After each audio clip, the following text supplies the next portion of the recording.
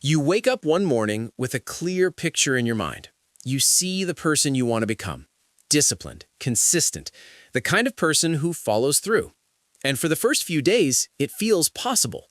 You wake up early, you do the thing. You feel a sense of pride, a sense of momentum. And then, somewhere around day 4 or 5, something shifts. You miss one morning, just one.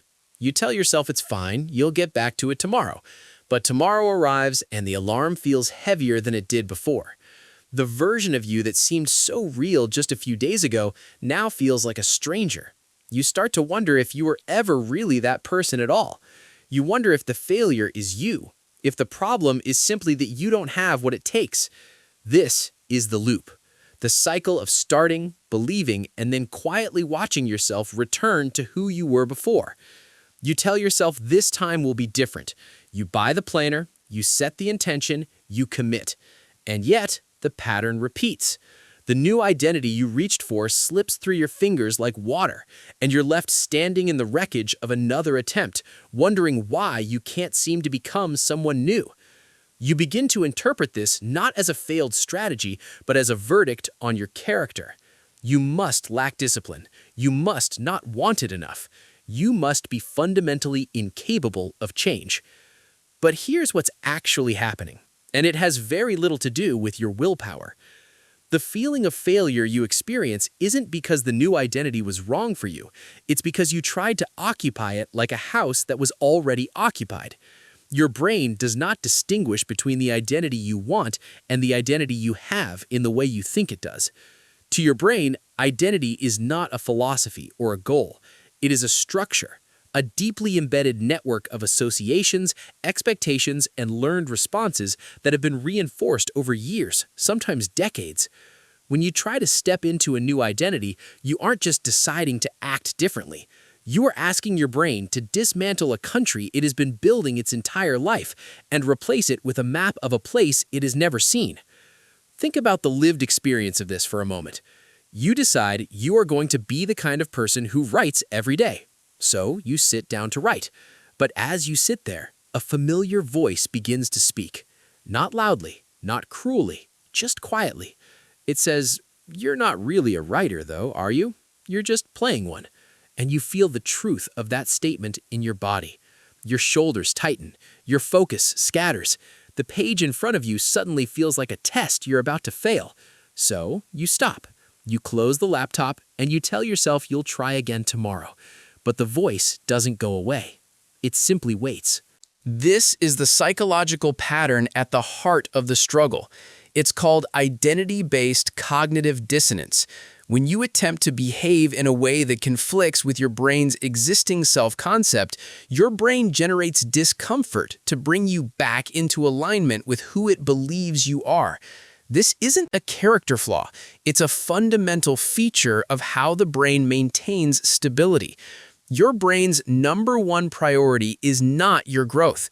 It is your survival. And to your brain, survival means consistency. It means staying within the boundaries of what it knows.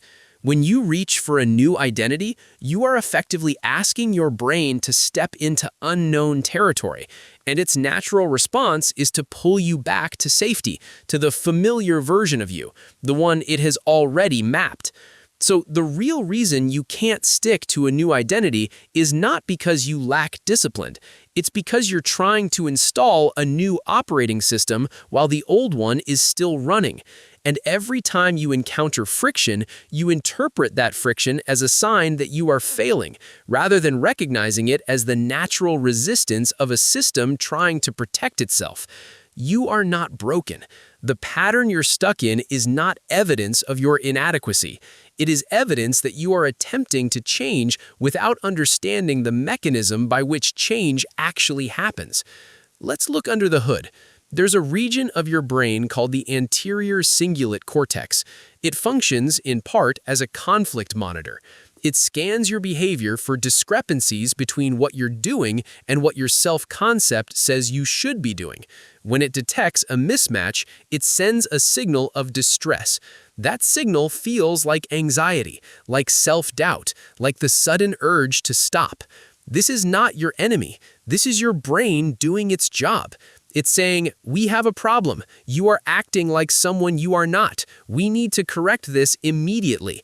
And because you've been conditioned to trust this discomfort as truth, you listen, you stop, you retreat. You conclude that the discomfort meant you weren't ready, or that the identity wasn't meant for you. But here's what the discomfort actually means. It means you are exactly where you need to be. The friction is not a sign you're on the wrong path. It's a sign you're on the path at all. The only way your brain updates its map of who you are is by experiencing repeated instances of you acting in a way that contradicts the old map without retreating. Each time you act in alignment with the new identity, despite the discomfort, you send your brain a small piece of evidence, and over time, enough evidence accumulates that your brain is forced to revise its model. The anterior cingulate cortex stops sending alarm signals, not because the behavior has become easier, but because the discrepancy has been resolved. You are no longer acting like a stranger. You have become familiar to yourself. This brings us to a simple mental model. Imagine your identity is a room. The room you've been living in has furniture arranged in a certain way. The chair is here. The window is there. You know exactly where everything is. You can walk through this room in the dark. Now you want to rearrange the furniture. You want to move the chair to a different corner, but every time you try, you bump into it in the dark. You stub your toe. You get frustrated. You put the chair back where it was just to stop the pain. That's the loop. The pain of bumping into the old arrangement feels like proof that the new arrangement is wrong. But it's not proof of anything except that you're still learning the new layout. The only way to make the new arrangement feel natural is to endure the stubbed toes, to move through the dark enough times that your body learns the new shape of the room. So how do you actually do this? How do you stick to a new identity when every part of your brain is pulling you back to the old one? It starts with a shift in perspective. You stop asking yourself whether you feel like the new person yet, and you start asking yourself what the new person would do next. The feeling is irrelevant. The feeling is a lagging indicator. It's the last thing to change. The first thing to change is the behavior, and the behavior changes through a process of small, repeated actions that are chosen in advance, not negotiated in the moment. The first principle is to separate identity from behavior. You are not trying to be a writer. You are trying to write. You are not trying to be a disciplined person. You are trying to do one disciplined thing today. When you collapse identity into behavior, every action becomes a referendum on your worth. If you miss a day, you're not a writer. If you skip a workout, you're not healthy. This creates an all-or-nothing cycle where one failure triggers a complete collapse. But when you separate the two, you give yourself room to act without the weight of proving who you are. Your brain experiences less conflict because the action is no longer tied to a full-scale identity shift. It's just an action. And actions, repeated enough times, eventually rewire the identity from the ground up. This is why it works in the brain. The basal ganglia, which governs habit formation, doesn't care about your self-concept. It only cares about repetition. By focusing on the behavior without demanding that you feel like the identity, you bypass the anterior cingulate's conflict detection and allow the habit to form beneath it.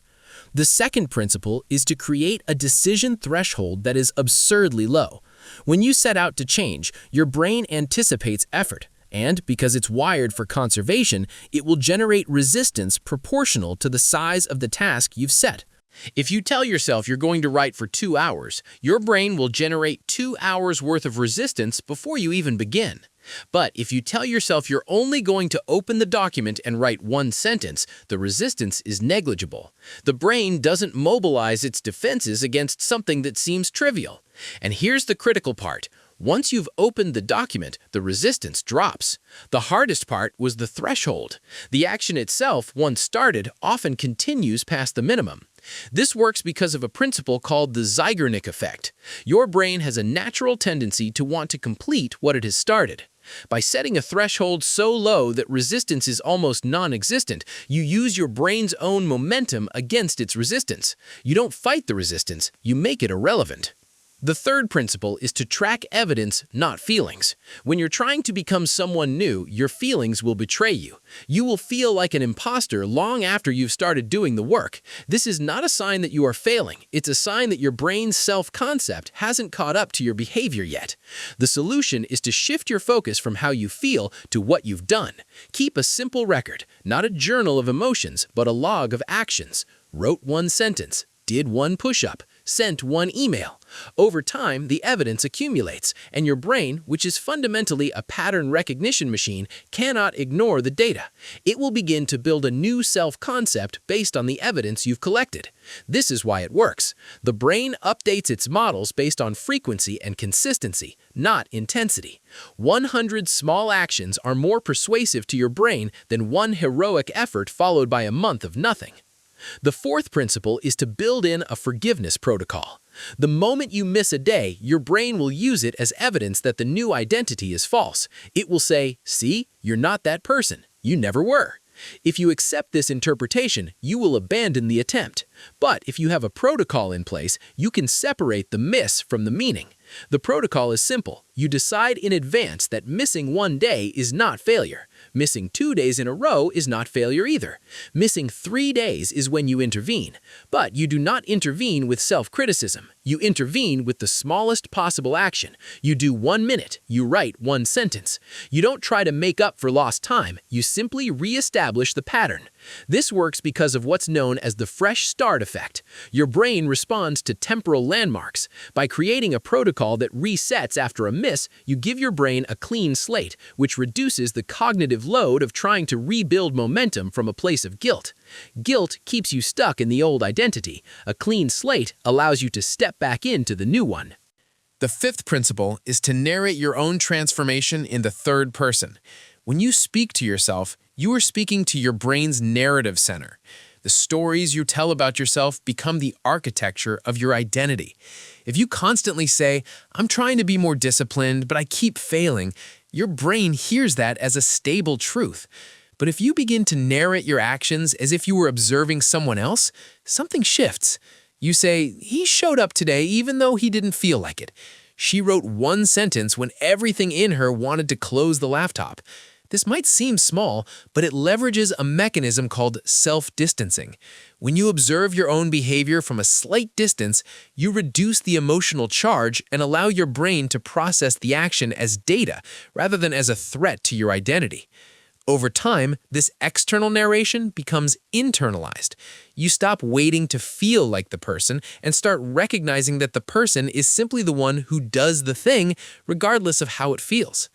Now, bring all of this together into one mental model you can carry with you. Think of your identity not as a title you earn, but as a path you walk.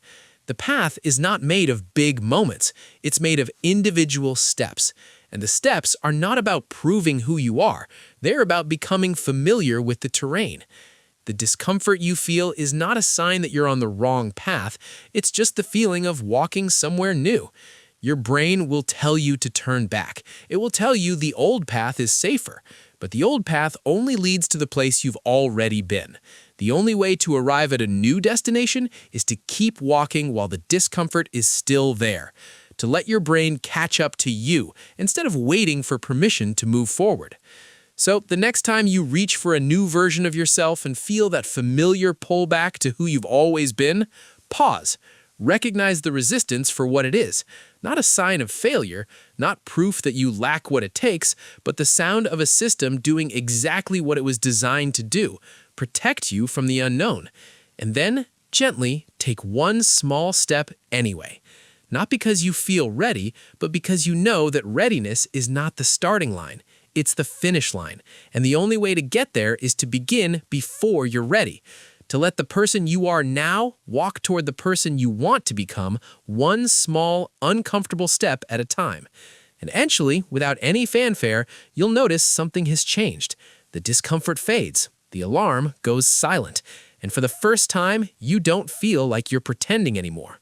You just feel like yourself, a version of yourself you didn't know was there all along, waiting for you to stop running from the friction and start walking through it.